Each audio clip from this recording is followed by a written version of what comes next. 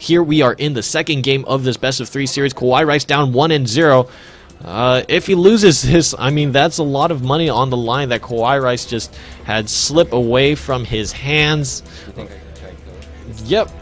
And I will be joined by Edward here. I am MRZ, streaming on EdwardStarcraft, the GameClucks Seattle LAN. And Edward, how are you today?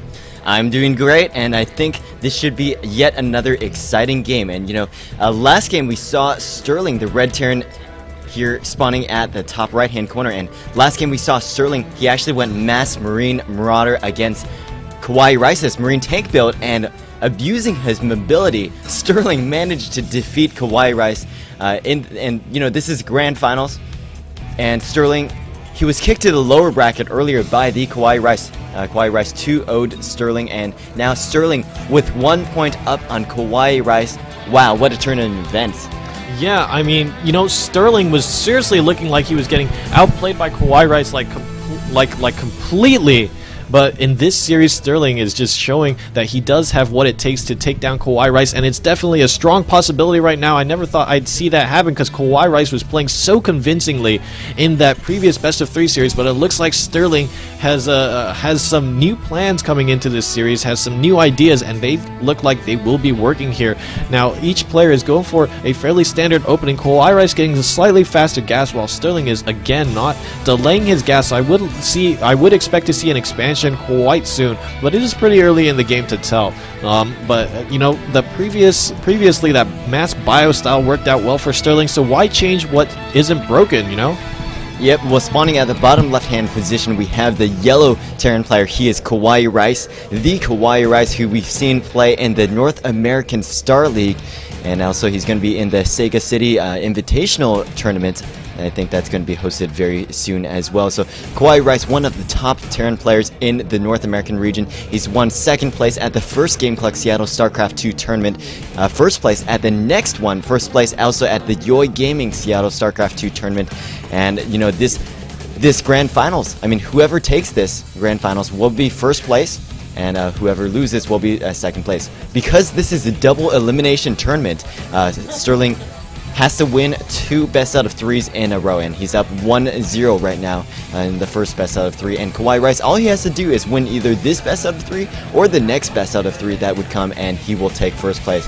I believe the first place prize is about like $270 or something, 250 something. It's 60% of $390, and the second place winner will get half of that.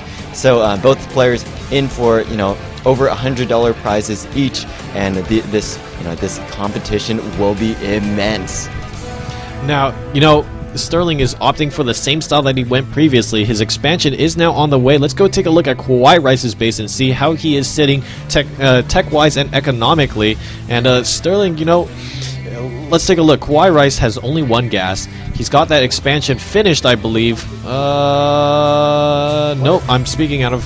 What expansion? By expansion, I mean his main. Well, yeah. Okay, so there we go. Now here is an expansion, and yes, the main for KawaiiRice was finished a while ago. At 0 minutes in the game, I think. Yeah, I think he was given that free, because that's kind of what you do get for being a StarCraft player, free expansion. Oh, it's because he plays Terran. Yeah, I know, Terran's imbalanced, but it's okay. He made that an orbital command, and it just made himself a little more imbalanced than normal. But here we have Sterling finishing his expansion fairly quickly, and the question is, how is he going to defend this timing? Oh, and we have KawaiiRice getting that Blue Flame Hellion upgrade.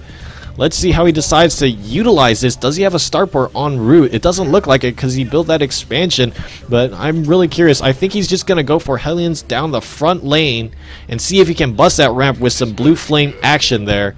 And Edward, what do you think of this kind of build order?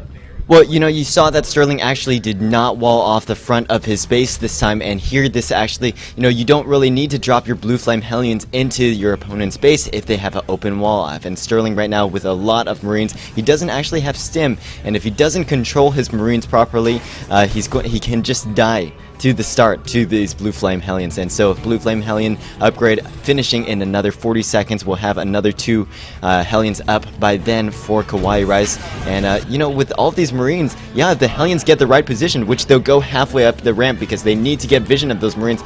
All 3 of those Blue Flame Hellions could just roast all them. And you know, Sterling's building his reactor right now. This is the perfect time for KawaiiRice to push in with Blue Flame Hellions. And oh, Sterling might even move out with his Marines, giving KawaiiRice an even bigger advantage. So Blue Flame is now finished, and I think KawaiiRice wants to move in with his Hellions and Marines. And if you count his Marines, I think he has just as many Marines as his opponent, just about as many, and this could be a deadly push.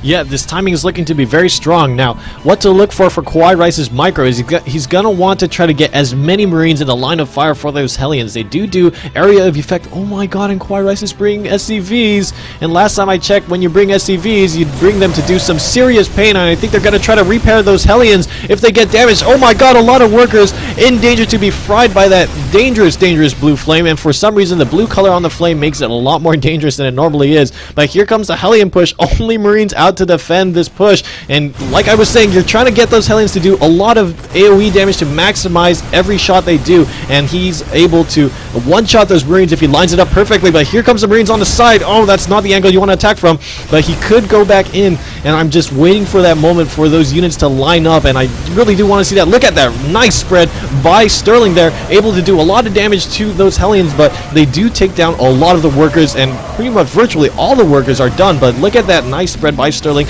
unable to KawaiiRice unable to get the AoE damage that he wants. But look at how many workers lost by Sterling already. Only 5 harvesters left, and some very nice micro by KawaiiRice, and finally Sterling going to be cleaning this up at a huge cost.